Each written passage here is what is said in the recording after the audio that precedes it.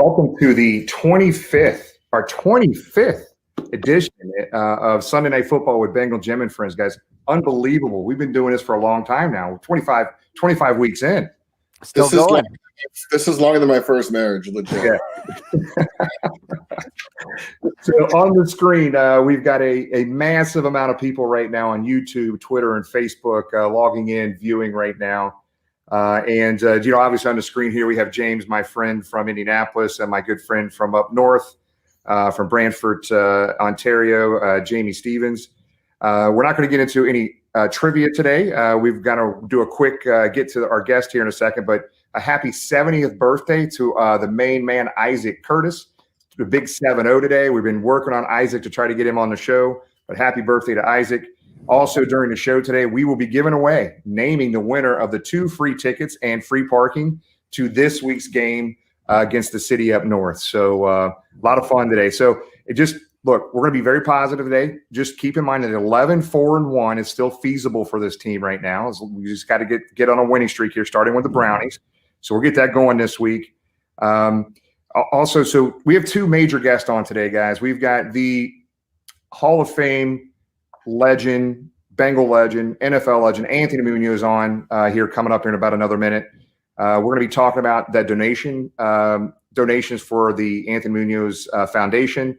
We've already raised a few $100 for that this week, selling some shirts. Jamie, can you pop those shirts up? I think James might have sent that to you. There they are from Sunday in Indianapolis. And speaking of that, we want to thank our friends at the Bengal Trailer for joining us for a tag team World Championship tailgate in Indianapolis. Proceeds from those T-shirts do go to the Anthony Munoz Foundation. As Jimmy said, it was great tailgate, the game. Yeah, whatever. We want to welcome our friends from Houday Nation joining us tonight, and exciting night. I'm going to stop talking so we can bring our Hall of Famer on. Yeah, so we got Anthony here coming on, and then after Anthony, we got Willie Anderson coming on. Man, we've got 2 Bengal legends, the 2 best offensive linemen in Bengal history. But we're going to start it off with a Hall of Famer. Let's just get to it, Jamie. Let's go ahead and do the introduction. We got an introduction video for Mr. Munoz. Many would have to agree with the Bengals line coach. The 3rd overall pick taken in the NFL draft in 1980 was prepared to protect his lair better than any other Bengal in the history of the franchise.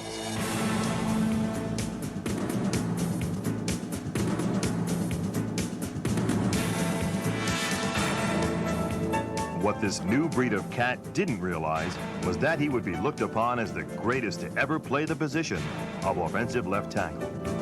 The 6'6", 285-pound University of Southern California alumnus had speed and agility to complement his size. He used those attributes to open up holes for Bengal backs, as 6 times during Munoz's career, Cincinnati players rushed for over 1,000 yards, including the 1988 and 1989 seasons when his team led the NFL in rushing. Munoz had incredible work ethics. During the offseason, he would continue to lift weights to improve his strength, in addition to running between 2 and 4 miles every day, while during the season, spending endless hours studying his opponents. A definite student of the game, and yet on Sundays, it was he who gave lessons.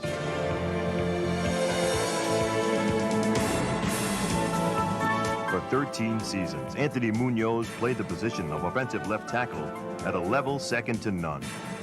His awards are endless. 11 consecutive years voted All-Pro. 3 times selected as the NFL's Offensive Lineman of the Year, 1981, 1987, and 1988, while receiving accolades from numerous sports organizations. But for all those awards, he is most deserving for being recognized as a great humanitarian, giving his time to community services for the last 20 years. In 1991, he was voted the NFL's Man of the Year, a well-deserved honor, as is his induction to Canton, Ohio. Ladies and gentlemen, Anthony Munoz.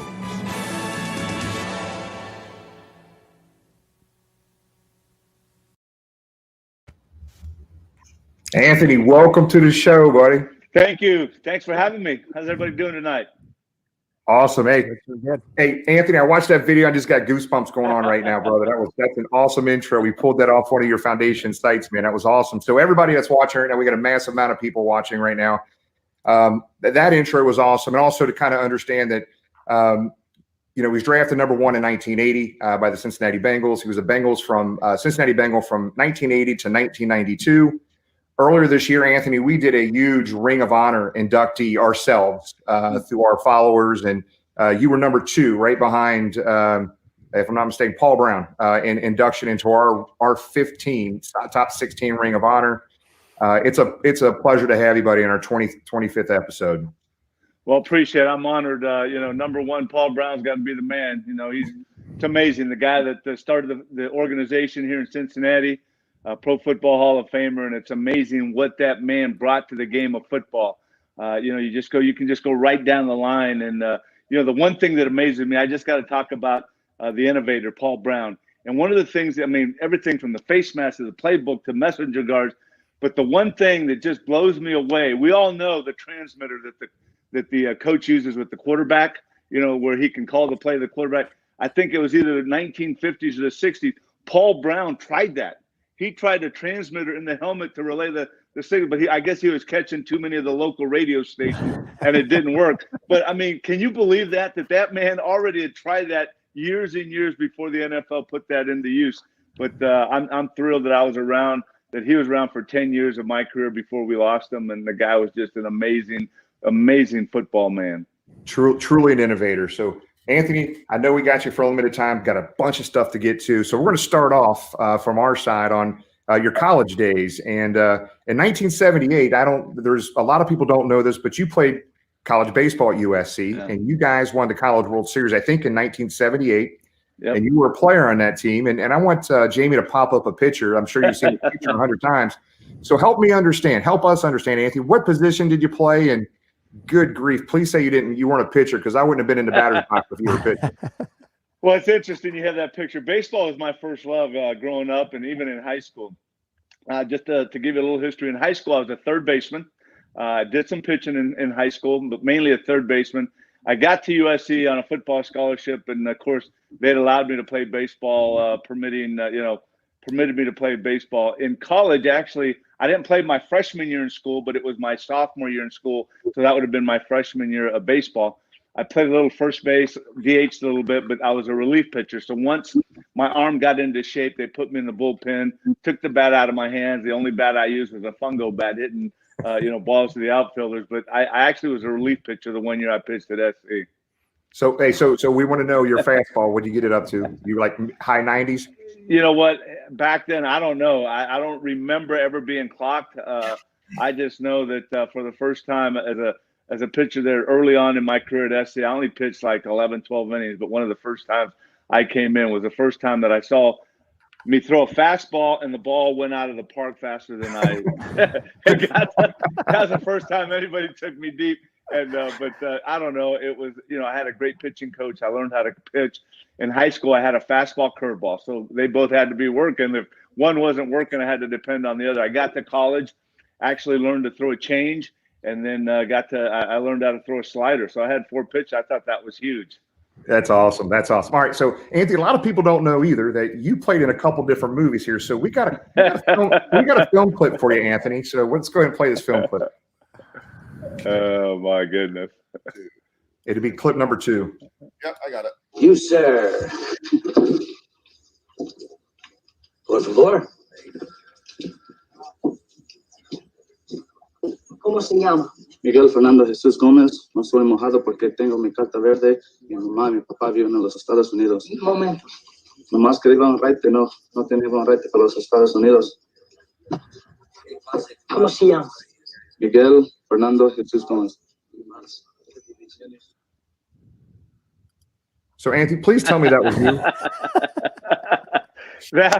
that would be me. I think it was my junior in college. I believe, if I remember correctly, my offensive line coach had a fraternity brother that was a producer, and they needed some extras. And so I went to Valencia, California, which is north of LA. That's where Magic Mountain, the big amusement park, is located. And I was an extra in a Charles Bronson movie, Borderline. And they just said, okay, Bruno Kirby was the guy interviewing me. He was just starting out, and he's big time now, and he thought he knew Spanish. So my job was just to go right up and start rambling some Spanish as he was asking me questions. But that was me. That was me as a junior at the University of Southern California. So I'm kind of wearing this like Anthony, man. So I love the hair. I was digging it, man. That was huge, man. When I got here as a freshman, I still laugh because there was a lot of rookie pictures when I got to Cincinnati, and I had the big old fro, man. It was long and curly, and so you're looking good. You're sporting it. I think mine hung a little lower, so you got to get those curls to hang a little lower. I'll figure it out.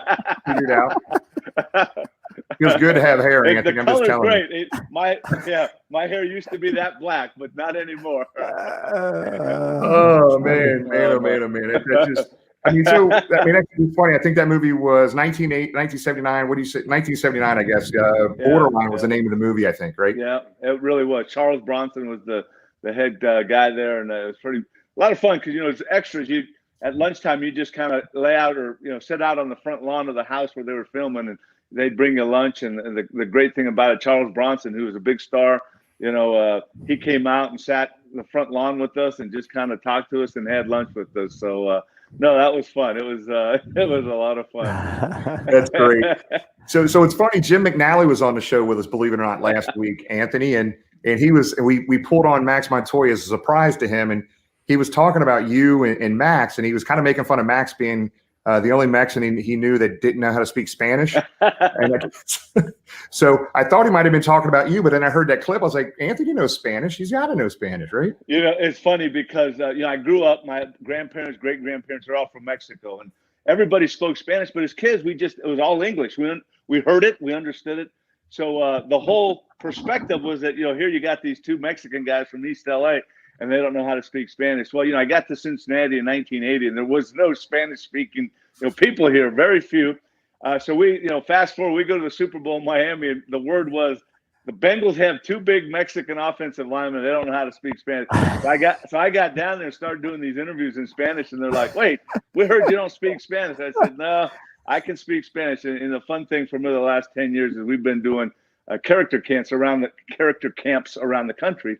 And then we've been in Mexico 6 of the last 8 years. And when I get to Mexico, they want me to do interviews in Spanish the whole time. And I'm not, great, but I can speak it. And so what I do when I get to Mexico, I do most of my interviews in Spanish. So, that was my voice. Unlike the other movie I made where they dubbed my voice, The Right Stuff, that was me, and that was my Spanish. So, yep. That's funny. That's funny. So tell us about, I know your senior year, you were hurt early in the year, and you really didn't play until later in the year, until the bowl game, if I'm not mistaken. Yeah, and you're right. Yep. Forrest Gregg came out to see you. And I've heard this story, Anthony, but I would love for you to share what happened between you and Forrest Gregg as Forrest Gregg was talking to you and some of the things he had you go through. You're right. Well, just a quick history. Going into my senior year, I had 2 knee operations, freshman year, junior year. My senior year, man, it was my last hurrah, and I was probably in the best shape ever. We'd just come off a national championship season my junior year, which I played 7 games. So this time it wasn't 7 games into the season. It was the second time we had the football opening game in Lubbock, Texas. I go down, the defensive back put his helmet into my left eye this time. I'd had 2 surgeries on my right. This would have been my third my third surgery, first one on my left. So I get back to LA. I have the surgery, and I missed the entire season. I mean, I'm literally the second time we had the football, the first game. So I missed the entire season. And you have to understand, going to USC, when I went to USC, man, we were winning Rose Bowls, national championships, spitting out Heisman Trophy winners, All-Americans, first-round picks in the NFL. And I wanted part of that, man. I wanted to be one of those guys, and it didn't happen. So that was my third knee operation in 4 years. Everyone had written me off. Before that senior year, they had projected me as a number 1 pick, top 10 pick. After that, they said, you'll be lucky to be a free agent. Well, I hadn't played in the Rose Bowl with the guys that came into school, and I wanted to play in the Rose Bowl. I knew we were going to win that year. So I rehabbed like a maniac, man. My schedule was I'd go to class, go to rehab, go back to the apartment, do some homework, and then that schedule, every day. And I was determined to get healthy from that surgery, rehab, and be ready for practice to play in that Rose Bowl, which we won the Pac-10 again. We were going to our third Rose Bowl in 4 years, and I was determined to play in that game because I was going to be ready. I had to convince John Robinson that I was ready. I could have redshirted, but I was ready to move on, finish school. Wasn't interested in coming back for grad school. So he said, if you can get the okay from the doctor, you can play in the game. So I got the okay. made every practice, started the Rose Bowl, and that was the only game I played my senior year. I played the entire game. We had to drive like 80 plus yards the last time we had the football to beat Ohio State 17-16. And so that was the only game. So now let's see what happens with the draft. People were saying you won't get drafted. You might have to sign as a free agent. I just wanted a chance to go to an NFL camp, see if I could compete on that level. Well, I looked at the top 5 teams, and the Bengals had just hired a new head coach, Forrest Gregg. Man, I knew all about Forrest Gregg. Vince Lombardi called him the finest player he had ever coached in his last book. All pro at guard and tackle, Hall of Fame tackle, and the Bengals' new head coach. So, I get word that they're sending Forrest Gregg out to work me out, to put me through a workout to see how my leg is doing. And I'm thinking, okay, well, I got to do well in this workout. So, this is after the Rose Bowl, before the draft. So it's, January 1st, and then April 29th was the draft. So he comes out to L.A., and I get dressed. We go out to the practice field, man. He's putting me through the ringers. It's about an hour and a half, hour and 45, and he's having me do everything. Now, you have to understand, Forrest is a man. He's a Hall of Fame tackle, and he's putting me through it. So right at the end, we're getting ready to finish up the workout. And Forrest was still impressive. He was probably 40 years old at the time, 6'5", still about 240, 250. He looks over at me, and I can't do a Southern drawl, but he had that Southern drawl and had that intimidating look. He says, okay, Anthony, I'm going to be the defensive lineman. I'm going to, on the snap count, I'm just going to come up, make some moves, and I want you to react. I said, okay. So I'd been working hard the entire workout. So I get in my left-handed stance. He says, he comes out, he fakes outside, he comes inside. And back at USC, we were on the cutting edge of using our hands, man. We were punching. We were doing everything with the hands. And when he faked outside and came inside, he went to kind of put his arm and grab my back. Well, when someone does that as a defensive lineman to us, they expose their chest. And I took both my hands and just, boom, punched him right in the chest. The only problem is the first thing that hit the ground was the back of his head. I mean, I hit him, and he just hit the ground, and my heart, guys, went to my feet. And I'm like, I kind of was looking down at him, and he's on the ground, and his head had just hit the ground. And I said, I am really, really sorry. And he looked up, laying on the ground, and he said, he kind of laughed. He goes, that's all right, son. And right then I knew that was a good thing. But man, guys, I tell you, when I punched him with both hands square in the chest, he just went back and whack, hit the ground. And that's a true story. And I think that might have helped me. And they, as history has it, with the 3rd pick in the entire draft, when nobody gave me, all the experts did give me a chance, the Bengals made me their 3rd pick in the 1st round. Of course, the rest is history. Man, I just absolutely love that story. And just to let you know, we have a huge following in Mexico right now. We got a bunch of Mexico followers right now. Rodrigo, he comes in town for some of the games every now and then. So from Guadalajara. So it's really cool to see. That's awesome. Yeah, that's great.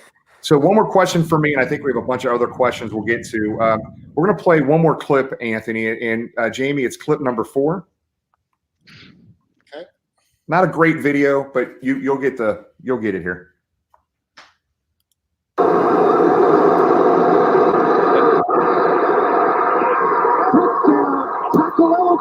Anthony Munoz.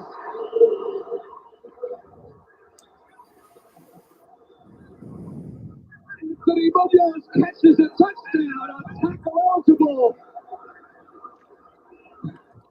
He was in the movie writing stuff. That was. So Anthony, you had 7 touchdowns, 7 receptions in your career, 4 touchdowns. That was your first touchdown in 1984 versus the Browns. What the hell was Sam Weiss thinking throwing to Anthony Munoz? You know what? I was thinking the same thing. You had a rookie head coach in Sam Weiss. You had a rookie quarterback in Boomer Esiason. Anderson was hurt, and that was the first week that Sam put couple big linemen in and moved me out wide with another guy. And I said, it'll never happen. It was one of those things where it's funny because you have a name for everything in football, and there's always a reason why you name it. And that was our Weeby formation. He would go like this, big straight, go Weeby. Well, it's called the Weeby formation because we be scoring when we get in that formation. And so that was the first week that he put me in an eligible position. I'm thinking, nah, he'll never call that. And of course, Sam had the hand signals to Boomer and Kenny, and every play was signaled in by hand. We didn't pay attention. We just wanted to hear from the quarterback formation, play, and snap count. Well, I had to learn the hand signal for that play just in case he called the play. And I thought, never will he call it. So 1st and goal at the 1, 7 seconds left, no timeouts. And I look over, and this rookie head coach is signaling in the Boomer, we're going to call this play where a tackle is a primary receiver. And I'm thinking, this guy doesn't want to keep his job very long in the NFL. If he's throwing to the tackle that scored a touchdown and tie the game and go into overtime, and then my thought was, I better catch this, or I'm going to walk home from Cleveland. and it didn't work out how we drew it up, because we were in that closed end of Old Cleveland Municipal Stadium, and it was like ankle deep mud. I was supposed to hit that guy and just go right away to the end line, and you saw Boomer rolling out, and for a left-hander to roll out to the right, he was going to keep going, and I was going to kind of trickle out. Well, it didn't work out. When I went to hit the guy, we fell in the mud. The good thing about it, when Boomer started to roll, as you can see, the defense started to run that way, so I just stayed there. I said, if they're going that way, I'm just going to stay there. And Boomer kind of stopped, gave me a little sidearm pitch, and I made the catch. So it was unbelievable. We tie it up, and we go into overtime, and who I call, even now, I play a lot of golf with this guy, and I call him Money, and that's Jim Breachman. I knew if we give him a chance, he would kick a field goal, and he did in overtime. But, yeah, that was one of those first ones, not believing it would happen. But when it was called, just like everything else, you got to get it done. Yeah, it's funny. What people didn't see in that clip, and I probably should have used a different clip, was your touchdown, your spike. I mean, everybody talked about the Gronk spike, the Anthony Munoz spike. We felt it down here in Cincinnati because I was 13, 14-year-old watching that game, Anthony, and I remember that game vividly. So it's funny you mentioned that. I was on social media a while back, and that highlight was on there, and a young person commented and said, "Oh, Munoz gave it a Gronk." And I had to reply to it. I rarely reply, but I said, "What do you mean a Gronk? Gronk gives it a Munoz now." And they said, they apologized. They said, "Excuse me, sir, you're right." Great stories. We want to remind everybody, type your questions in for Anthony. He'll be more than gracious. We got about 8 minutes left with him. Feel free to type your questions in. But one thing we enjoy doing as part of the show, Anthony, is giving back. We've been fortunate to be a part of a lot of foundations. You have a foundation. Can you tell us and the fans about the Anthony Munoz Foundation? Yeah, I'd love to. We're going into our 20th year coming up this next year in 2021. Mission statement is to engage the tri-state area to impact youth mentally, physically, and spiritually. We have 7 programs that, we start from elementary kids with one-on-one mentoring, middle school kids with overnight character camps, high school kids. We have a leadership seminar. We did it virtually this year. We're just running it. We usually have 85 to 90 high schools at a one-day event, 13 to 1,500 students. And then we give away anywhere from 15 to 30 scholarships, depending on our budget. So it's like I said, we're going into our 20th year. We've probably worked with 2,500 to 3,000 youth per year. It's a passion of mine. I'm there every event, every program we do. I got a great lean staff. We have a great internship program where we have anywhere from 4 to 10 local college students working with us during the year as part of their graduation requirements or what they do during their college days. We have a volunteer database of about 130. We have a great board, great corporate partners that help us do what we do. And yeah, so that's our the Anthony Munoz Foundation. You can go to munozfoundation.org, find out what we do, come be part of the team. And the way I talk about it, for 13 years, I was a member of the Cincinnati Bengals team where we had 50 to 60 guys. Now I'm a member of a really big team here in this great community, the greater Cincinnati area, which is home. We love it here, and such a giving back community and engaging community. And we're just, thrilled to be part of this community and trying to impact young people. Well, we're grateful to give back a portion of the proceeds from the T-shirts that we currently have on sale. All that will go directly to the Anthony Munoz Foundation. And Jamie does have the link up there for fans that want to donate. We're going to go to the questions from the fans next. We do have one from our resident historian, Tom Justin, who wants to know about your first game versus Tampa Bay going against Hall of Famer Leroy Selman. Can you talk about that? That was kind of an introduction to the NFL. That was my first regular season game, but I I also faced Leroy Selman in the preseason. We played the Buccaneers in a preseason game. Of course, back then you played at least a half in the preseason, if not more. So I saw Leroy Selman. I knew all about Leroy Selman, being a big college fan, watching him at the University of Oklahoma. Now he's at Tampa Bay, and then the opening game, it was one of those welcome to the NFL, man. I started out with one of the best, and I learned quickly. So, I'm thankful that, I wasn't embarrassed, but it was a battle.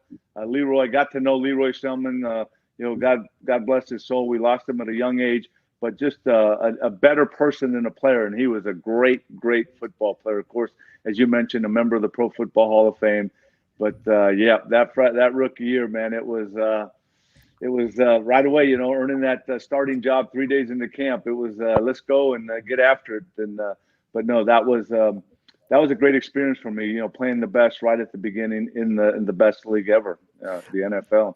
What a start to go against the Hall of Famer there in your first game, as you mentioned, also in the preseason. That's one of the things we've learned, Anthony, is obviously you guys were stars on the field, but what you've done, while you were playing and after is even better, especially now through your foundation. So we enjoy hearing those stories.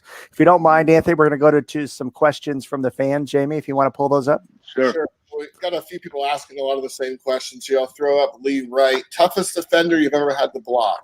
Well, we talked right away about Leroy Selman. He's right there in the list. I could probably give you at least a dozen, but I always consistently say that probably the best all-around defensive end I ever played against, and probably saw him 6 times, was Bruce Smith. The Buffalo Bills. Size, speed, strength, smart. The guy was just the total package. Although I could give you another 10 easily, Bruce Smith is probably the top of my list. All right, we got Jeff Nagel. Anthony, who was your favorite teammate when you played? Wow. That's the great thing about, playing with the Bengals and staying in Cincinnati now. I've been retired forever. Still got a lot of former teammates. Of course, 10 years of my career, I roomed with Max Montoya at camp, on the road, became really good friends. There's a bunch of guys that are still in town. I don't want to get into the guys mad at me, but Max, and I played a lot of golf with Jim Breach, and there's guys like David Fulcher and Barney Bussey and Eric Thomas, of course, Joe Walter, Bruce Kozerski, Dave Lapham I played next to for my first 4 years. But there's a lot of great teammates, and that's the great thing about it. Not only did I play with them, but we became close friends, and even now we're very, very close because we see each other a lot here in this great community. All right. There was a question in the chat area here, and it was a while ago, Anthony, earlier, but you can't have an interview without without us talking about your finger, Anthony Munoz. That's what they wanted to ask about. So if you could show us the beautiful. Why? What's wrong with my finger? Your finger doesn't do that? Let's see. Man. People always ask, why don't you get it fixed? Why don't you get it fixed? I say, no, first of all, it doesn't hurt. I don't need another surgery. They'd have to put pins. I wouldn't be able to do this, make a fist. It would stay out. And I said, plus I'd lose a conversation piece. People are always asking about it when I'm speaking to kids. They're always saying, oh, what? But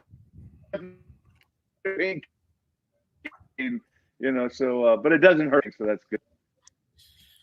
All right. Let's see here. This one's a good one. Favorite locker room story, if you have one to share.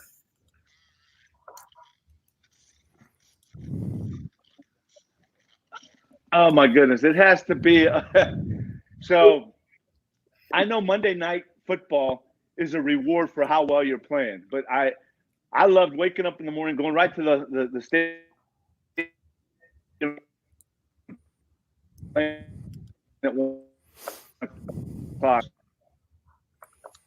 Lineman, they put a partition where the offense is making adjustment, defense, and all of a sudden Hank Bullough was our defensive coordinator. We hear him screaming and yelling at a defensive lineman, and so once all the adjustment, head for a second. Well, one of our young defensive linemen happened to fall asleep in the meeting at halftime, and I'm thinking, how in the heck can you fall asleep? A Monday night game playing the old Houston Oilers, which was a battle all the time. But that's got to be one of the favorite locker room stories. Is having a defensive lineman fall asleep at halftime during a Monday night game. It's awesome. I want to ask you who, but I can't do it. We'll just hold off and say it wasn't an offensive lineman; it was a defensive lineman. Speaking of offensive line, Anthony, obviously we see the struggles that we're going through now. We have a franchise quarterback in Joe Burrow, who we have a lot invested in. Looking at our line, and we see it across the NFL. The Bengals aren't the only team that's struggling with offensive line issues. If you look at the NFL, I guess, from 30,000 feet and look down specifically at the offensive line, what do you think is the reason that we see so many weaknesses or holes? Is the defense getting that much better? Is it the scheme? What's your thought on that whole situation?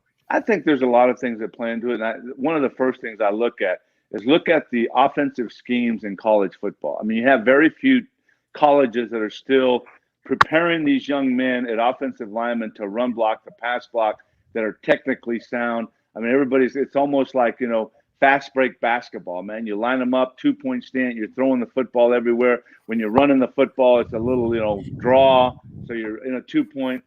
So I think that has a lot to do with it. Now you come into the NFL and you have to know how to get in the 3-point. You have to pass block out of a 3-point, run block out of a 3-point. So I think that's part of it. And then just, I don't know if the time is there that, we once had a lot of time of individual where you mentioned Jim McNally, man. He was all about technique. We were technique. In my 11th year, week 12 of the season, we were working on our stance.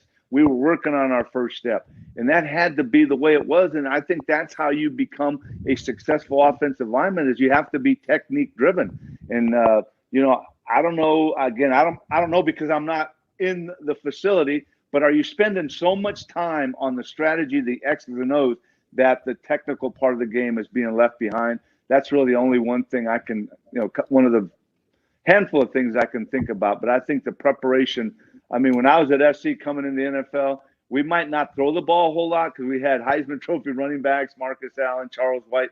But every single day at practice, we worked on pass pro. We went one-on-one pass, and I had a coach there in college that was amazing. For my 13 years with Jim McNally, he was one of the best to ever coach the position technically, not only strategically with his mental approach, but, technically. So that's the only thing I can look at, is that's where it's lacking.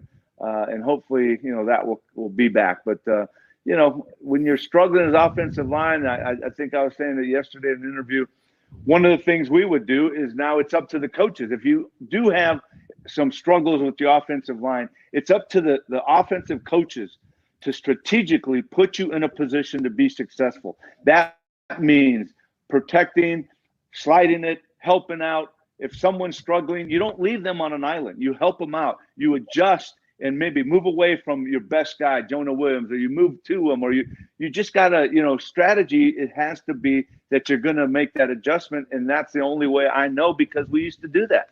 If, which happens sometimes, and you just have to make that adjustment. So, you can't stick with everything you're doing the same way. You got to make adjustments. We talked about adjustments.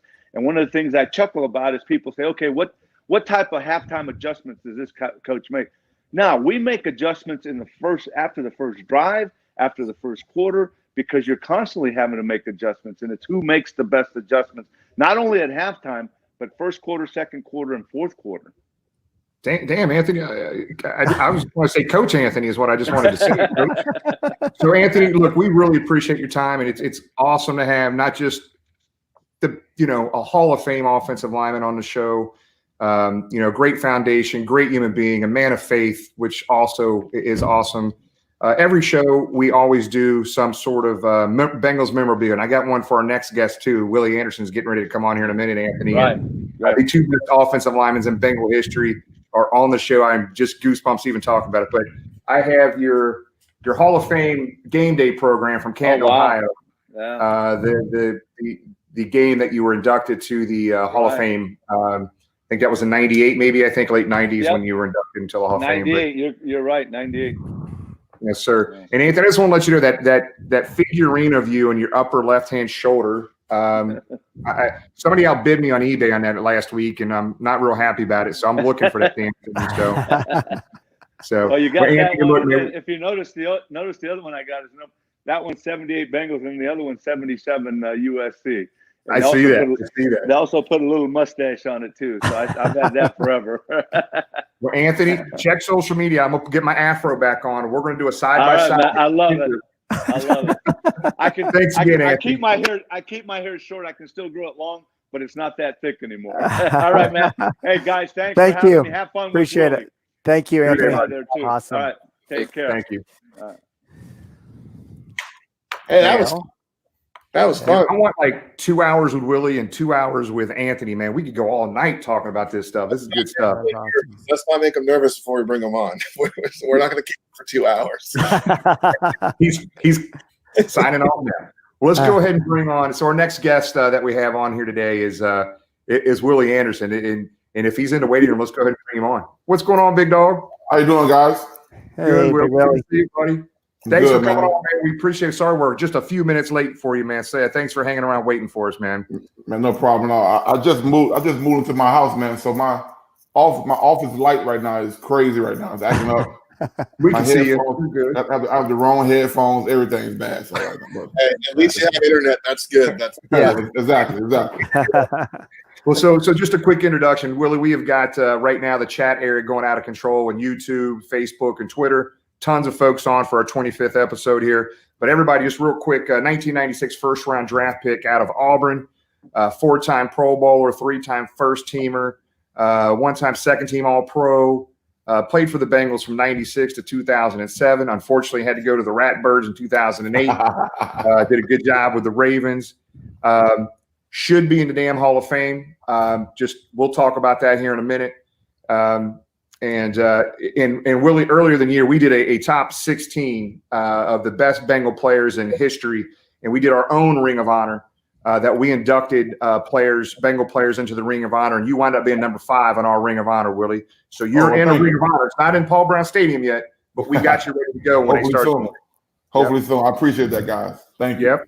And what's crazy, man, the statistics on this, Willie, you probably know this better than me. Correct me if I'm wrong. I know you know this stuff like the back of your hand. You only surrendered 16 sacks in 13 NFL seasons. You didn't give up 1 sack from between 1999 season and 2001 season. Is that right? Yeah. So I thought it was 13, right? So about 2 years ago, Travis Bimmer, the Bengals production guy, video guy, he sent me all my games on a hard drive, right? So I forgot about a sack. My first start was the Dave Schuler game that he got fired, right? So I forgot I gave a sack up that game right there in my rookie year.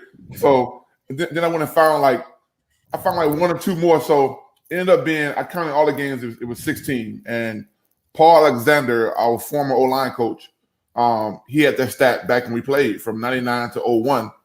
Didn't give up any sacks. And I was trying to use that for my negotiations with Katie. So because I hadn't made a Pro Bowl then, I was like, it was like, well, you haven't made a Pro Bowl yet, and these other guys have Pro Bowl bids. I'm like, well, none of these damn guys have not had seasons yet where they've gone 3 seasons in a row with no sacks. So I was telling Katie that. Very good honor, man. But unfortunately, we were not winning during those years. But I still say it was harder to not give up sacks when you're behind, as you guys see right now what the guys are going through this year. When you're behind, these guys are just teeing off and coming at you, man, full force. Yep. Yeah, you ain't lying. So let's start in your college days, Willie. So I went back and watched an old Auburn game. It was the Iron Bowl, 1995. You guys won that game 31-27 over Alabama.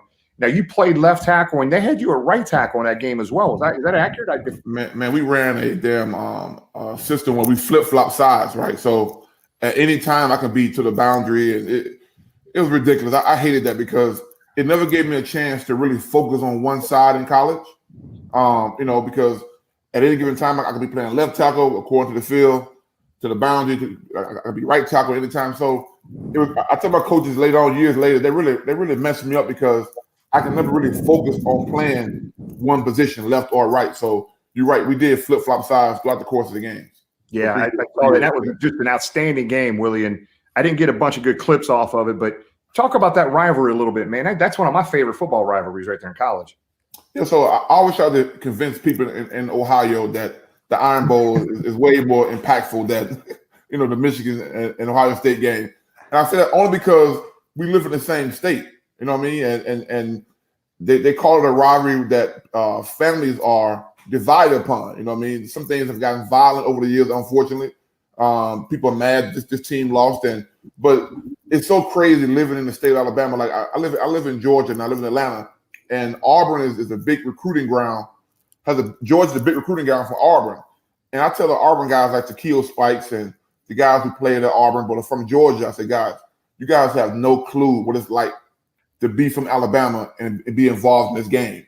My senior year in high school, tell you a quick story. Senior year in high school, I was number one player in Alabama. I was the first lineman to win 6A Player of the Year in Alabama, and the second person was Andre Smith, years after me. So I won 6A Player of the Year as an offensive lineman. I was number one lineman in the country. Auburn was on probation. They were headed to probation. Alabama had just won the national championship in '92 under Gene Stallings and those guys. John Copeland was on that team, Sam Shade, those guys. So very dominant team. And I ended up picking Auburn. And I picked Auburn because at the time, one, I grew up as a diehard Bama fan. If you're from Mobile, Alabama, you cheer for Alabama. It's diehard down there. So with me, I decided as the number one lineman in the country, number one player in the state, I picked Alabama. I picked Auburn. Things went crazy. On my recruiting visit, I told the story before. It's been documented. I just haven't told it in years before. So on my recruiting visit was the weekend of the national championship celebration. I go there. My future teammate, Jesse McCovery, who's number one tight end in the country, came to Auburn with me. Damian Craig became my quarterback at Auburn years later. So we all on a recruiting visit. And, Gene Stallings was an older coach, great man, great respected man. He got my name wrong. He called me Jesse and called Jesse Willard. And I said, oh, hell no, man. This dude don't even know who we are. And I said, nah, man, I'm not going here. I was pissed off. So on the recruiting trip, I had already secretly committed to Auburn. It was crazy. But I told Auburn, you guys better not say anything. I'm still going to go to Alabama. And, so it was like crazy. So there was no social media. So no word got out from rivals. 27th. There was no leaks. I get there and my stepdad and my mom, we are in a meeting with Gene Stallings and Coach Dubose, who was a D-line coach who later became the head coach years later at Alabama. He called me into his room. He said, Willie, come in the room for a second. Let Coach Stallings talk to your mom and stepdad. I said, all right. I go into his room. He closed the door. Now, I don't know if I can curse on here or not, but he said, what the fuck I hear about you saying you were committed to Auburn? I said, what? I started stuttering and going all crazy. He said, I know damn well you committed to him. I know for a fact you committed to him. I said, Coach. He said, what the hell they paid you? What they paid you? I'm calm with the cucumber. I'm cool with the cucumber. I said, Coach, what are you talking about? I said, Coach, I had not made a decision yet. He said, I know damn well you have. Now, this story got him in trouble several months later. Because I told the same story on my signing day. I told the same story, haphazardly to the local reporter in Mobile. He said, what are some of the ups and downs about recruiting? I told him all the good stuff, He said, what about the bad stuff? He was writing in his hand. I said, well, one thing is, people saying I got paid to go to Auburn. And his hand stopped writing. And he looked up. Now, at 17 years old, I didn't know I should have not said that because it caused a storm, bro. I don't want to say what it caused a storm. And because nobody could believe that why would you go to Auburn over Alabama? Jamie, did we lose him there? No. Nope, we're good. Still good? Yep, we're good. So people was wondering, like, why in the hell he chose Auburn over Alabama? And it wasn't because I didn't get a damn thing to go to Auburn. Now, I'm not saying I didn't wish I got anything, but I didn't get a damn thing. I chose Auburn because I felt like Terry Bowden's offense, was a pass blocking league. And I had a couple of buddies go to Alabama, and all Bama did was run the football and play defense. Now, that led to national championships, of course. But for me, at 17, I was thinking about, trying to be next Anthony Munoz because I said, man, in the NFL, these guys are getting into the shotgun. This 93 in high school, so these guys are still running. We're still running I formations and running the football 35 times a game. But the NFL back then was a running league, but we heard that it was going to be a new innovation called a shotgun. And these guys are going to teach you passes. And Terry Bowden came from a passing offense. His dad had a dynamic offense, and I chose Bama basically because I thought their offense was going to prepare me better for the NFL. Oh, but, man. But that story was crazy, man. It caused if the internet was alive, I'm sure I probably would have got death threats and all because it was bad, bro. I'm telling you, it was bad. Oh, that's crazy. All right, so another thing, real quick, Willie. I was reading, and I've heard this before, but is this true? Like your rookie season, they had you bench press 675 pounds. If Wikipedia says it, it's true. See, it's not true. How do you know that? How do you know it's not true? You put it in there, didn't you? I don't. What do you mean? I told the story. You said I told the story? No, I saw that one day. I said, "Damn, okay." And all the kids asked me, I said, "Hey, if Wikipedia is in there, if it says it, it's true." Enough said. All right, Willie, we got a quick video clip here. It's gonna tie into a bunch of different questions here. It's maybe a minute and a half long, I think, but we want you to watch this video clip, and we're going to talk about it after it's done. Go ahead and play that, Jamie. It's clip 1. Dillon to the 46 and counting. If we could get 40 yards somehow, that would be the all-time record breaker Walter Payton's. Got enough field. Pounds for a couple here. Yards. When the Oilers have everybody at the line of scrimmage, they don't want him to take it. He just did. Corey Dillon. Anthony Dorsett made the tackle. Hard tonight. And the people that have come to support these Bengals tonight had a chance to see history. The Oilers couldn't have put more people at the line of scrimmage. The offensive line was going to help him as much as they could. Look at the surge on the offensive line. They're just blocking everybody and anybody. We got tight ends wiping off, blocking 2 people. And Corey Dillon knows he has just placed himself in the NFL record book. So Willie, I was at that game with some buddies, and I remember being a pretty chilly night. But I mean, what's crazy about that? I mean, you were a road grader, run blocker, man. You were on that line, and you helped Corey Dillon break Jim Brown's rookie season record. His rushing record that he broke for Walter Payton's 275 yards. You helped Rudy Johnson set a single season rushing mark that still stands today. And what's crazy about some of these videos I watched, Willie, is that, I mean, these guys knew you were going to run it. They were stacking the box. They couldn't stop you guys. So what kind of satisfaction as an offensive lineman when you got them stacking the box and you're just running the ball play after play after play, doing whatever you guys want? Eddie George played for the Oilers that game. I think he had 5 yards. Man, tell me about that game and about these other games where they knew you were running and you just did what you had to do to get yards. Well, that was my that was 97, my rookie my second year, Corey's rookie year. What was that? Is that? You're getting a phone call. Wow. Hold on, let him decline the call. That's crazy right there. That's all right. That was Corey's second year. The funny thing about that, Corey, as you guys know, Corey wasn't even the first starting running back that year. It was John Carter. It took us several games it took the coaches several games to realize that Corey was a monster. We all knew it in practice. We saw it in practice. But that game was significant because that's probably the last time we rushed for that many yards against Houston, because the next 4 or 5 years, they made it hell to run the ball. They actually changed their defense up and started running the 46 defense against us, which basically, dared us to pass the ball. Imagine the yards Corey would have had if he played with a significant passing game. That year was special because we had Boomer throwing the ball, and Boomer had a great passing game.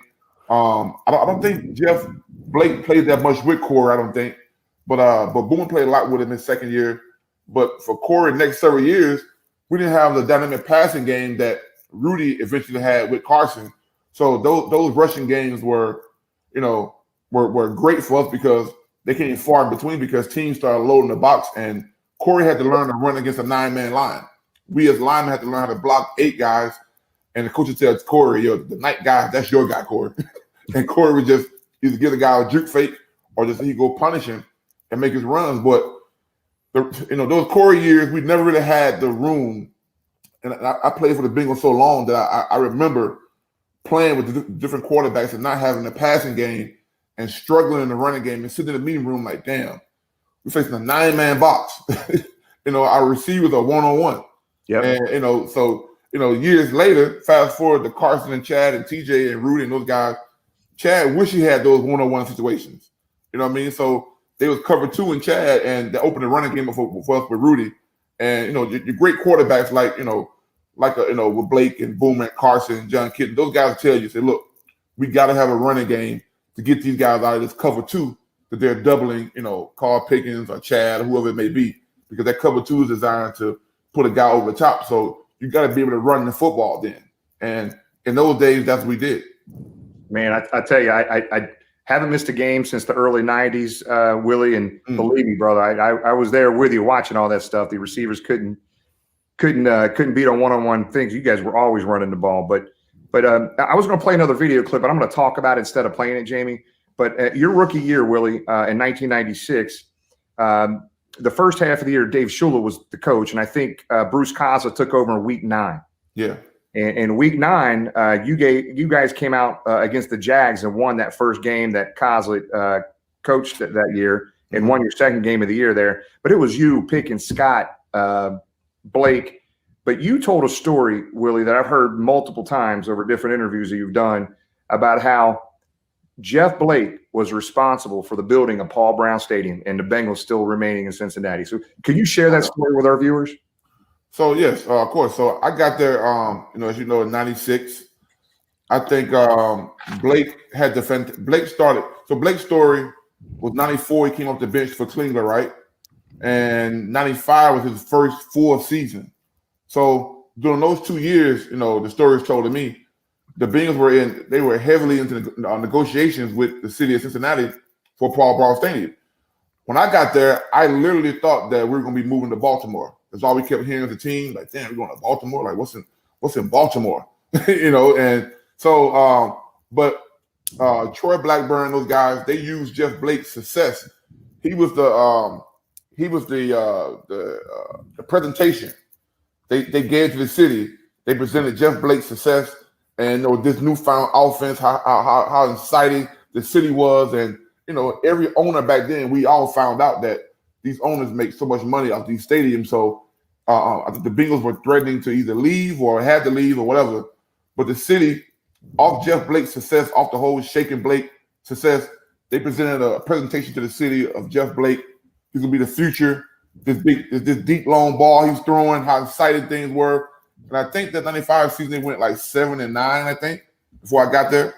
And so that Jeff season, that Pro Bowl season, that dynamic season that he and Carl Pickens and Darnay Scott, those guys had, that was a catalyst of the city agreeing to the stadium to be built. So I'm always saying that Jeff Blake should get a lot more credit than he gets a lot of time, because that one fact right there, that stadium probably would not have been built if it wasn't for Jeff Blake's success. Yeah, Willie, I mean, you're right, man. He was on all the marketing material in that mid-90s when you were going through that levy trying to get that stadium tax pass, that half-cent stadium tax pass. He was on all the marketing material. Then Shaking Blake hit, man. The 90s, as you know, Willie, I mean, from the early 90s to the late 90s, it was awful time. And thank God for you and Jeff Blake and Carl Pickens and Darnay Scott. Corey Dillon later in the 90s. It was a rough stretch there in the 90s. So there was definitely some excitement on that. But I remember, you talking about, him getting that stadium funded. So Willie, I got a picture here that says you built the stadium, brother. Look at that. I still have that. Look at Big Willie. You got who's all on that? I think the only person that's not on the group text I started is Artrell. Everybody's on the group text. I have like 3 Bengal group texts, and it's funny because I played there so long, I'm able to have different era of guys. So I wanted Carl Pickens to talk to TJ because they never met before. So the guys in the 2000s and the 03 when stuff started really happening good for the Bengals. They weren't around for those early 90s years. Corey and I were. I think Dunne's on one of the group takes too. David Dunn, all these guys, Achilles, Taquio, Brian Simmons. Who else we got? Rudy's on there because I have a couple different ones on there. So that's funny. So on this picture, you got Brian Simmons, yourself, you got Corey Dillon, you got Taquio. Yes. How in the hell Achilles Smith is on there? I don't know. And then Altrell Hawkins. Achilles is supposed to be the new architect, man. They just did. If you guys want to hear some crazy talk, you ever get Achilles in one of these podcasts, man, it's gonna be crazy. Oh man, it'll be crazy. Yeah, I'm sure. I heard we were working with his when he was setting up a foundation when he got drafted here. But see, Willie actually was pouring the foundation that day, so he did build the stadium. Actually built that stadium. Oh, no doubt. They almost named it Willie Anderson Stadium instead of Paul Brown Stadium. But no doubt. Hey, so Will, I got one more question here before we throw it to our viewers right now. So it's so awesome to see you on all your social media platforms, buddy. You're fun to follow. We always go to your Instagram live feeds when you do those. And, last night, Carlos Dunlap had his feed going on and everybody was like watching. What's he going to say about the team? What's he going to say? And I don't want to get into a whole lot of detail, but let's have some fun with this, Willie. Your honest opinion. If social media was around back when you played early days for the Bengals, give us the top two. What would be the most fun follows? I got my two picked out. Who would have been the maybe – I don't know, the more fun or maybe controversial Twitter or Facebook or Instagram post that you could think if you had it back then? You mean who would go to jail? who would do some crazy stuff on social media? Well, obviously it benefited Chad, tremendously when Twitter started in 2009. He was still playing. I always say I wish I'd have kept playing a couple more years during the social media era because it probably helped out a lot of guys. But as far as fun guys, Chad definitely is the one from the later years. I think people don't know how funny Carl Pickens was. Like, to me, Carl Pickens was the funniest guy I've ever played with. And he should have been a comedian because his jokes were like, Carl can get on the bus. And the best thing, we used to beg him to grab the mic. And man, he would tell the fun. He would just make up stories about guys, dog. He used to kill all the coaches. It used to be so damn funny, man. Like Carl is hilarious. The things he say and would do. So I definitely think Carl would have been a guy that people think Carl's just so mean, but he's really not. That's a persona he put on. And he's one of the great guys that I always say gets lost also in Bengals lore, in my opinion. He gets lost. Yep. So my other one would have been, my number one was Carl Pickens. Chad was an easy one for me too. But I would have loved seeing Corey Dillon with Twitter back in the day. Man, Corey don't like being on the phone right now.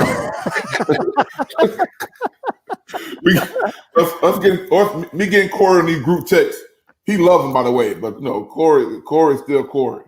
He's still Corey. And it's fun to hear these guys. I started the group text, I think, late last year with everybody. And then guys started adding on guys.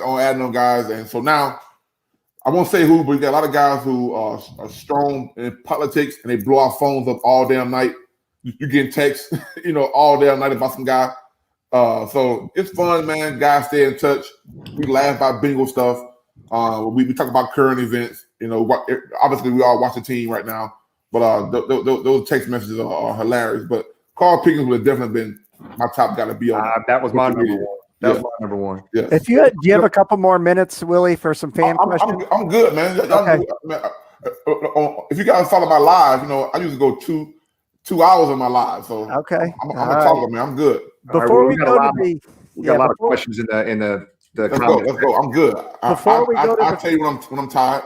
Well, before we go to the fan questions, Willie, can you talk about a lot of the work you're doing with these younger kids, especially linemen, training and all that? Can you talk about that and the kids you're involved with and what you're doing with them? Yeah, so I started my Willie Anderson Lineman Academy about 2015. It was my son's senior year in high school. My son was a receiver. He's at Georgia Tech right now, finishing up. But I started the academy because I saw so many people would beg me to help their sons. I'm like, man, I don't have time because my son is so far behind in sports that I had to be the dad that followed my son around, because when I retired, I pretty much gave my life to my sons. If you want to play football, basketball, I was gonna be the dad that followed him around and got him to camps and training, anything he wanted to do. So I didn't really have time to do it, but I saw throughout his high school career how underdeveloped the linemen were. Parents, these moms and dads had no idea how to get their sons better. And the majority of people in the training world were all doing pro guys. And I probably could be a lot more popular right now if I flooded my business with pro linemen. It's very easy. I probably make a ton more money doing it.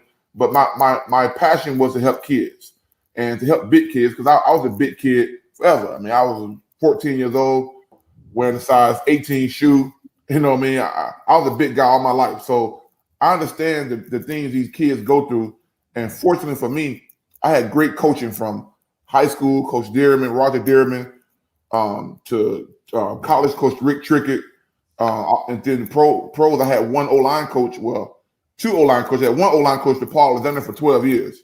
And then I had John Masco my last year with the Ravens. So I got really fond of great teaching. And that's what I want to do with my academy. Like I said, I still train pros, but my main focus is high school kids. And the last 5 years, man, have been great. I've had kids, who won't play a down on college football. Their parents just want them to be better linemen or be protected or learn the game, or for some kids even make the team.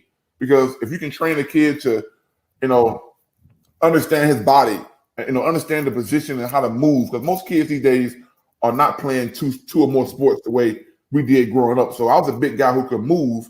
And a lot of the time these kids playing one sport, it hinders them with their movement. So in my training, I add my boy, Coach Murphy, who's a sports performance coach. We teach the guys how to move their bodies and be better athletes. So from the kids who are not playing no college football to a guy like Paris Johnson, who was #1 guy in the country last year out of Cincinnati.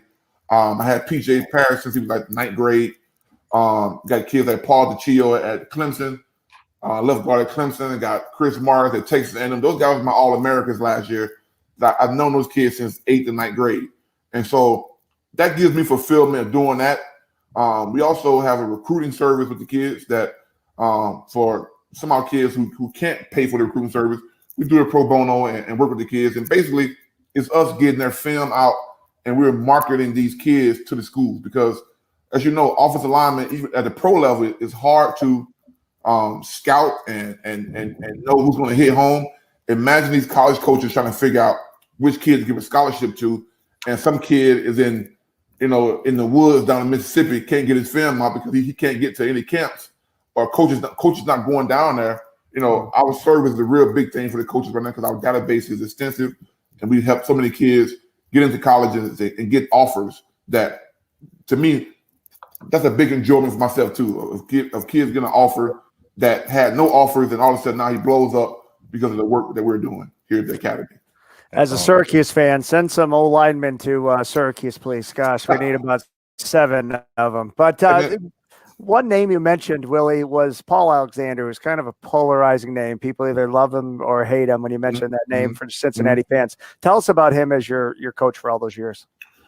Well, Paul and I grew up together. My first year in the league was Paul's second year coaching the O-line, I think. He was a tight ends coach at the Jets when Bruce brought him over with him. Paul and I developed a lot of the techniques that you guys saw us perfecting later on in my career. We developed those late 90s. In particular, I was playing left tackle at first my rookie year. Well, I came to the Bengals to be, I don't know, they had Melvin Tootin already, a Syracuse guy. The great Joe Walters was playing right tackle. Joe took me in and showed me the ropes. I give a lot of my early career results to Joe Walters, because he taught me so much stuff when he could have easily been mad the Bengals drafting a first-round pick to kind of put him to the side. But Joe and I ended up starting because, Tootin had some issues. I ended up going to left tackle and played really good at left tackle my rookie year. But in the offseason, Paul just told me this 2 years ago when I was at the Dallas Cowboys working with him. I said, man, why do you guys move me from left tackle to right tackle? I said, that probably cost me some Hall of Fame votes and Pro Bowls, all that stuff. He said, man, it was Bruce's idea. And so Bruce was, because back then your bigger guys play over the right side. And the league was a running league, but I played at 340. So we didn't have any tackles who can face the ends that were on the left defensive end. And if you see a lot of our running clips, Corey was a left-hand ball runner who loves to cut back to his right. So me playing right tackle, Paul and I developed those techniques early on that we both grew together. A lot of things that Paul teaches right now, he and I both kind of learned in the 90s, and because I played with him so long, he allowed me to learn how to teach guys. So when new guys would come in, he would allow me to get one rookie, a guy that no one think would make the team, and it'd be my job to make sure that guy make the team. And so I would find one rookie every year that I know that was on the bubble of making the team, and I would teach that guy. And so Paul allowed me to be a teacher, the same way he did with Andrew Whitworth. Usually, because Paul made a statement to me years ago. He said, man, you're going to be a horrible teacher. I said, why? He said, because usually great players are horrible teachers. And that probably would have happened if I didn't have my son. My son taught me patience, taught me to look at things that guys can't always do it as good as I can do it. So in retrospect, Paul's words led me to being, I think I'm a great teacher. I think I am, because I love to teach. I love to help guys figure out how to defend themselves and how to block guys and attack guys from different angles. And Paul and I both learned it together. Yeah, Willie, it's funny you said that. I've heard that saying before, great players don't necessarily make great coaches, but I've seen dozens and dozens of your video clips that you post and on YouTube that you have, your teaching and your mannerisms with the kids. Dude, you got it, brother. You know what you're doing out there, and you can tell the kids absorb what you're teaching them too. So let's go to the chat area here. I know we have just a couple more minutes, Willie, if that's okay. We got a bunch of questions. I'm good, man. You guys got a bunch of time. I'm good. Good.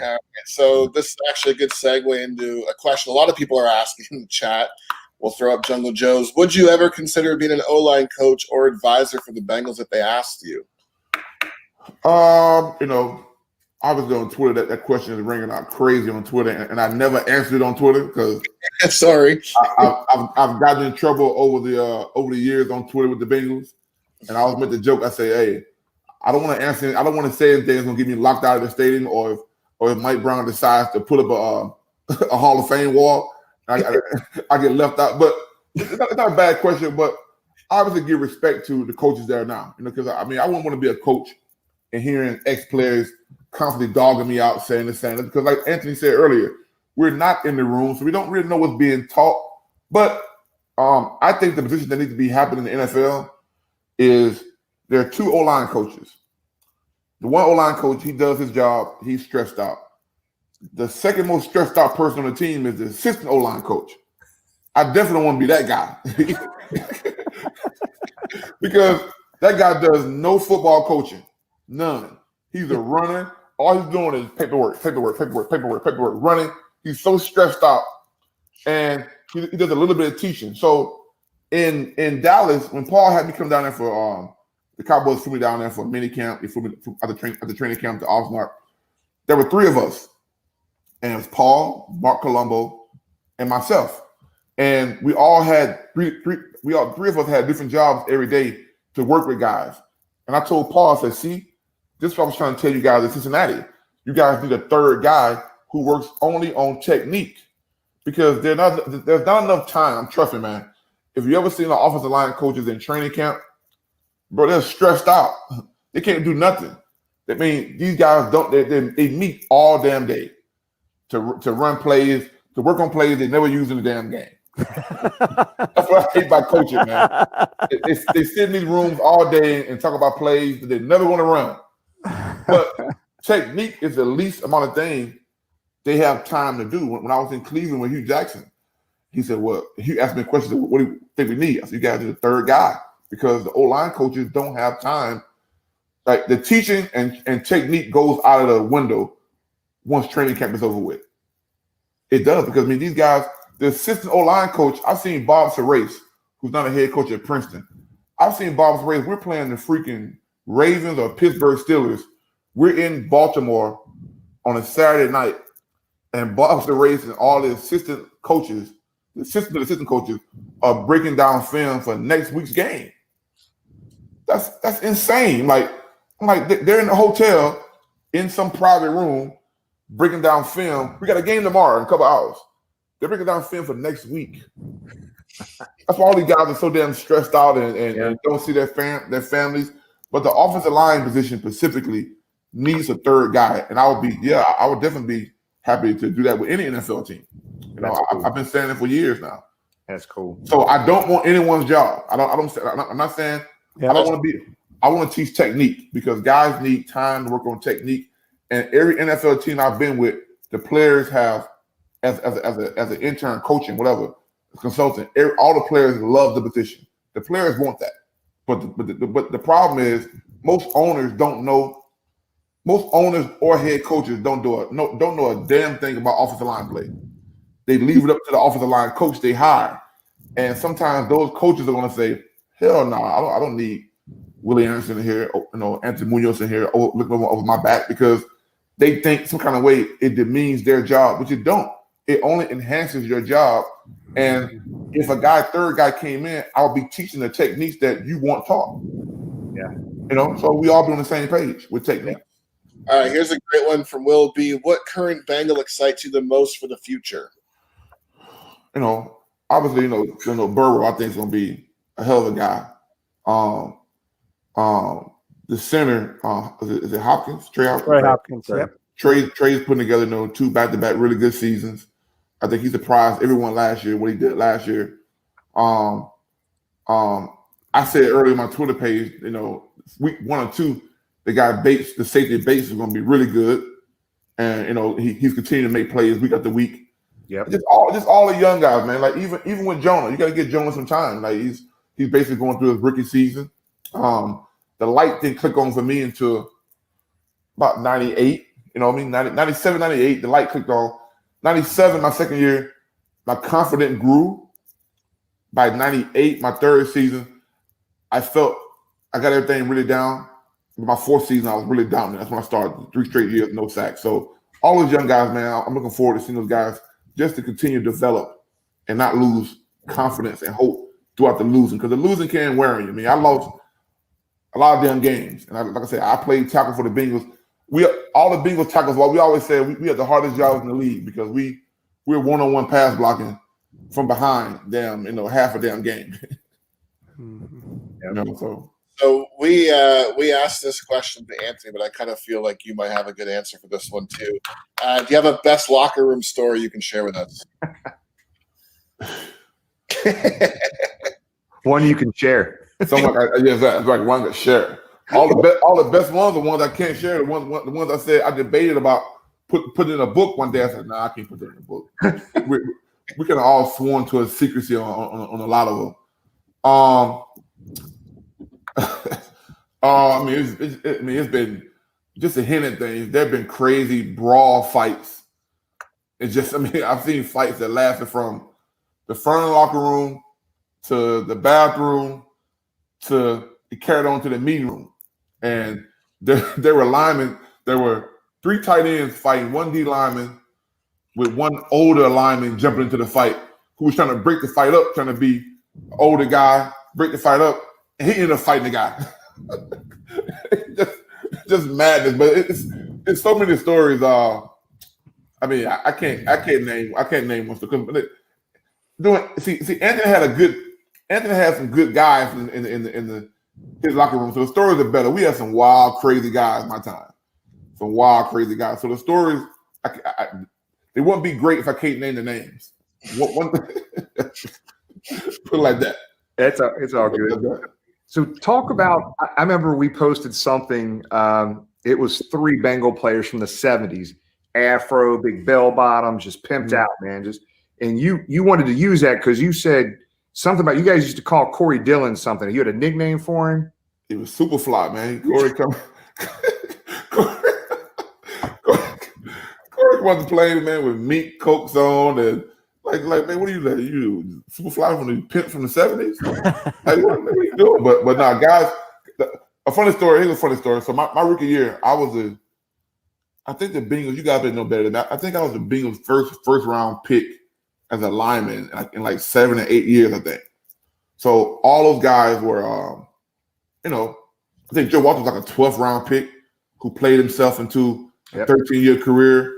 And, I think it was Anthony, the first round pick, and I think some guy maybe in the mid 80s, early 80s after Anthony. It was me. So I came into a room where there were no first round pick linemen. Like guys were, really fighting for their money, and you guys know the story. So I came with the first round pick. I got the suits. I'm getting manicures. I got a Mercedes and a Suburban. But I knew for some reason told me, said, man, don't bring that Mercedes to Cincinnati. And I said, damn, okay, don't bring it because I said I'm gonna just drive a truck because all these guys are late round picks and hardcore guys, and like they don't want to see some rookie driving a damn Mercedes first day. So I drove my Suburban around, but Carl Pickens had some friends in Atlanta, and Pick said, man, Willie, because the money guys on the teams were Carl Pickens, Blake, Big Daddy, Kajana, and I think John Copeland. Those were the 5 money guys back then. So I hit my Mercedes for like weeks, like months. I wouldn't even bring it up to Cincinnati. And because Pick had the same Mercedes, and he had heard through the grapevine that the rookie lineman had the same kind of Mercedes that Pick had. And Pick kept saying, man, I know for a fact you got the Mercedes to Pick. No, I don't. I drive a truck. I'm a lineman. But I got on the plane one day in an all red Suge Knight suit. And boy, Joe Walters and the lineman, they destroyed me. I thought for sure I was so clean. I had some gaiters on, an all red suit on. I was Suge Knight. They roasted me. By the end of the flight, I had the jacket balled up in my hand. I just right here. All those guys were jeans and a coat guy. And I always say, man, when I get older, I'm gonna be a really good player. I'm gonna dress how I want to dress. And as then the team changed, the league changed, and you see linemen now dressed in, they dress in skinny jeans, and they're more fashionable now than the skill guys are. So Willie, man, that's awesome. So I just want to tell you, we'll close with this, man. It means a lot you coming on, Willie. This is a very special episode we had today with you and Anthony, and we love you, man. You're one of the on social media. I mean, there's a lot of Bengal players on, but man, you're one of the like top 2 or 3 most favorite Bengal fans right now in the Bengal community. But I'm going to tell you right now, when there's still I tweeted today, there's still Bengal fans that are surprised I'm on social media. So make sure you tell these guys what my social media is. Yeah. Please. So you're on Instagram and Twitter is where I follow you mostly, but you're on Facebook as well. Facebook, my name, you can find my name, but on Instagram and Twitter, the same name, Big Willie 7179. Yep. It's a fun follow, man. It's a fun follow. But I'm going to tell you right now, we tailgate with a Bengal bus. When you're inducted into the Hall of Fame up in Canton, we're going to load that damn bus up, Willie. We will be up there for you. Man, I appreciate it, man. And I really tell people this, man. So I wish the Bengals would give you guys, I'm hoping they're going to give you guys a winner real soon, because no other fan base, this is damn true, no other fan base in the world deserves it more than you guys, because you guys have been faithful so long. Like I say, I played in the 90s, and the 90s were dreadful. Even though we came in 96, 97, we had 2 okay seasons. But from 98 to about 2002, it was awful. But, when Marvin got there in 03, you guys stuck with us, man, stuck with me, because I was one of the guys that stayed there from that time and remember those days of, us just putting out bad performance. I was so happy in 05 when it all came together. And like we all were happy because the fans stuck with us, and no one deserves a winner more than you guys, the Bengals fans. Man, Willie, we appreciate it, brother. You mean a lot. You're loved by the Bengals community, man. We thank you for everything, and it means a lot you coming on today with us, bud. Thank you, guys. See you, big dog. Really appreciate it. No problem. Awesome. What an epic night. How else do you describe that? Well, you know what? I think we're going to make someone's night to end this 25th, not 25th anniversary, 25th episode. Do you want to explain it? So don't bring her on yet. So today we are announcing a week ago we put up that we were giving away 2 Bengal tickets to the game this week against the city up north and a free parking pass. Okay. So it's very hard. You had to be a follower on Twitter and a retweet, or you had to be a follow us on Facebook and do a share on Facebook. So last time we did something, I think a winner came from Twitter. This time we flipped the coin. Facebook was tails. It landed on tails. And a Facebook follower won. So in order for us to determine how do we pick off Facebook all the thousands of people that are following us and people that shared that post, what we decided to do was take the 25th share off the original post when we make the announcement for our 25th episode to commemorate our 25th episode. And that 25th person who shared that post was Alexis McKinney. And I think she might be sleeping now. I think she's been on the show the whole time in the waiting room. Alexis, are you there? I'm here. So congratulations. So you were down in Georgia, and you're going to make the trip in town this weekend with these tickets, right? Yeah, me and my best friend's leaving Saturday. We'll go to the game and drive back Sunday night because I'm a pediatric nurse. I'll go to work on Monday. Hey, congratulations. So the accent we're hearing, right? So you're from Kentucky, Corbin, Kentucky, right? Yep. Right. That's Corbin Stearns. My family came from that area. But Alexis, I sent her a message on Facebook after we kind of went through the process and picking out who the winner was. And I sent her a message. Hey, I saw that she lived in Georgia. Said, if by chance you won tickets today, would you be able to make it in town Sunday? And she's like, I would drive 6 hours. Absolutely. To come in town for the game. So Alexis, so you got a best friend you're coming in town with? So what's the plans for the weekend now? You got them made yet? So I guess we are going to leave out Saturday evening, and then we will get there and get some dinner, and then wake up Sunday and kind of go look around, because this is like the third time I've got to go to a Bengals game, but like I'll actually be going to a home game. I've been offered twice before and didn't get to go. So we're going to kind of look around. I've always drove by and seen the stadium, so I'm just excited to get there early and everything. It'll be fun. So make sure, I know we're going messaging back and forth on Facebook right now. I'll send you my cell number, and I'll make sure we get you some places you got to hit, and we'll connect on the tickets and the parking pass for you too. Okay. So have a fun weekend. It's going to be a great weekend. We're finally going to get another win here against the city up north, and you're going to be here for it, Alexa. Thank you. We appreciate everything. Congratulations, Alexis. Congratulations. Congrats. True day. See ya. There we go. All right. Timer. I think she was on before when we tested the audio and video. She was at the last road win that the Bengals had in Atlanta. Never experienced inside Paul Brown Stadium. So maybe that last road win luck will translate to the Jungle Sunday, and she'll be our good luck charm to bring us another win. Yeah, fun stuff. So guys, I know we're really running late, but you know what? I don't care, because I was so anxious about this because, you know, you've got some older players, not Willie, but, you know, Anthony is a little bit older. We've had some connection issues with some of the older guys. Like last week, Jim McNally couldn't log on. I was stressing all day about Anthony being able to get on, then Willie being able to get on. It worked out. It was great. And the interaction from everybody following was outstanding. Sorry we didn't get to more of your questions on this, but let's go ahead and close it out. Jamie, we'll start with you, bud. Well, tough week to be a Bengals fan, but at the same time, this was such a great episode. I think it made up for the little bit of depression I think we were feeling after that. We blew that lead in Indianapolis. But other than that, I'm looking forward to this Sunday's game, hoping for a rebound. I'm still liking what I'm seeing from Joe. So we'll see what happens. All right. James? For me, again, I just want to thank our friends at the Bengal Trailer for a great tag team tailgate Sunday in Indianapolis. Remember those T-shirts that you buy, proceeds for those will go to the Anthony Munoz Foundation. We will have them Sunday at the tailgate. You can also send us a PM. We can mail them if you're not local. That's not a problem at all.